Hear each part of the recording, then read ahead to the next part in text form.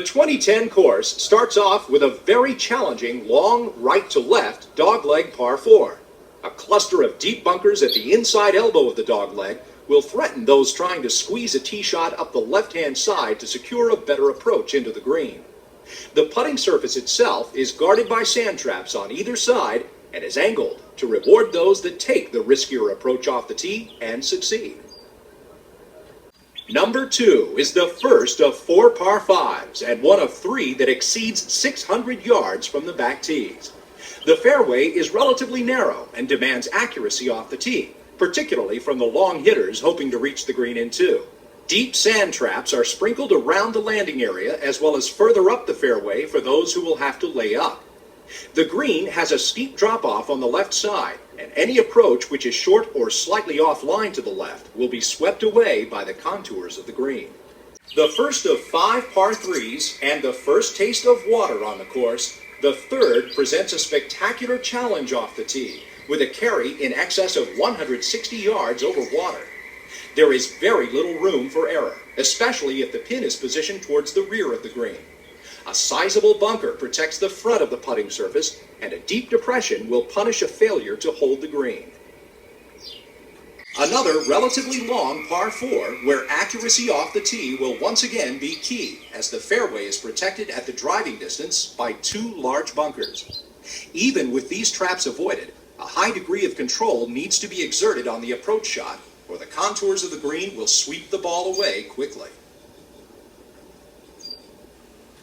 A real test of strategy, the dogleg right par 4 5th presents an array of hazards with multiple options off the tee. Shorter hitters can either try to squeeze a drive between the fairway bunkers or lay up short of them, leaving a long second, while the big bombers can attempt to carry the bunker complex in order to set up a shorter approach to the green. The green is protected by traps in the front, along with a stream hidden in a steep-sided gully.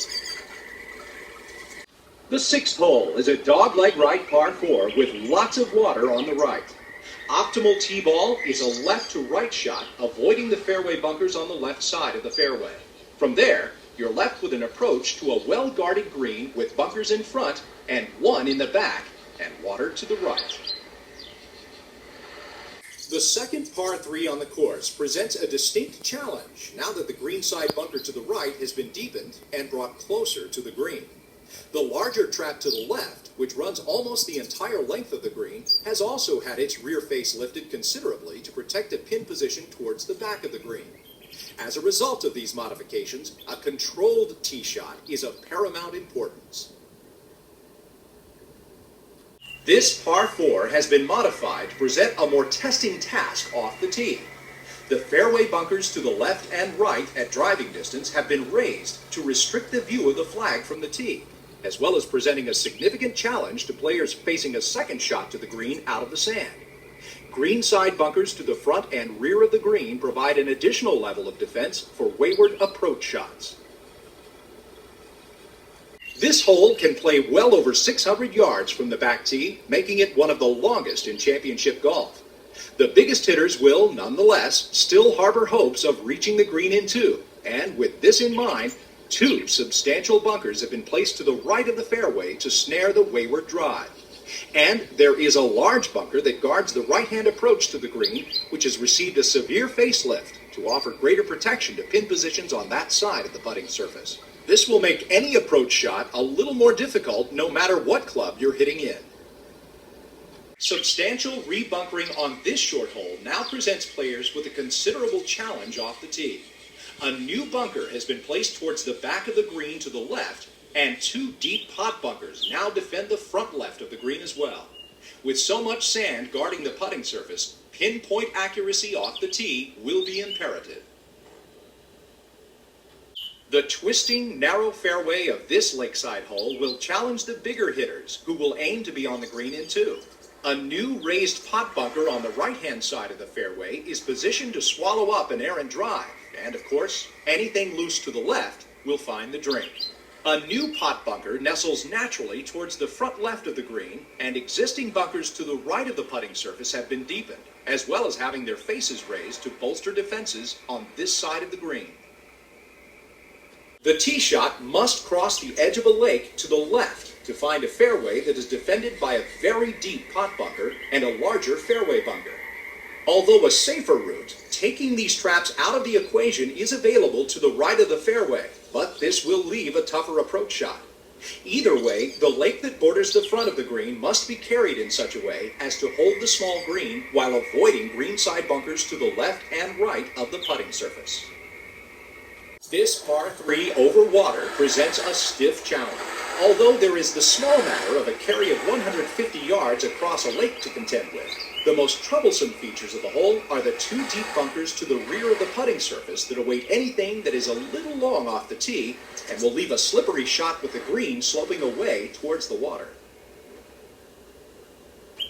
The spectacular 14th brings water into play for both the drive and the approach shot with a simple choice presented off the tee. Long hitters will be tempted to carry the entire length of the lake to the right to leave a straightforward short iron or wedge into the heart of the green. More conservative players may opt for the safety-first approach of laying up in the middle of an unguarded fairway before attacking the narrow green from a more awkward angle across the second stretch of water to the left. Either way, it'll be exciting to watch. The 15th is a sharp left-to-right dogleg par 4 and can be a pivotal hole. The most notable element of this hole is the fact that the green is drivable, albeit with a well-struck tee shot, carrying some 270 yards of mature woodland. The original bunker at the front of the green to the right has been split into 2, and the resulting right-hand trap is now wrapped tightly around the edge of the green in order to deter those taking on the green from the tee. The 16th is a long and demanding par 4, which will present a stern challenge for even the very best player. A narrow fairway with deep bunkers on each side means that accuracy off the tee is essential. Any drive that leaks even slightly to the right is likely to be swept away down a steep embankment.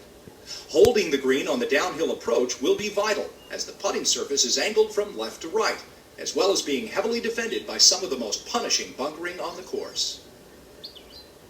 The last par 3, the 17th, plays along the line of the hillside towards a long, narrow green. Accuracy from tee to green will be vital in order to score at a hole that is heavily defended by deep bunkers. Anything off target to the right will be especially vulnerable, with a collection of traps lying in wait.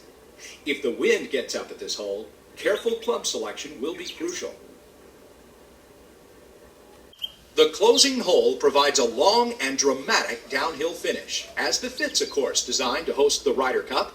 A slight right-to-left dogleg calls for a gentle draw off the tee for the right-hander.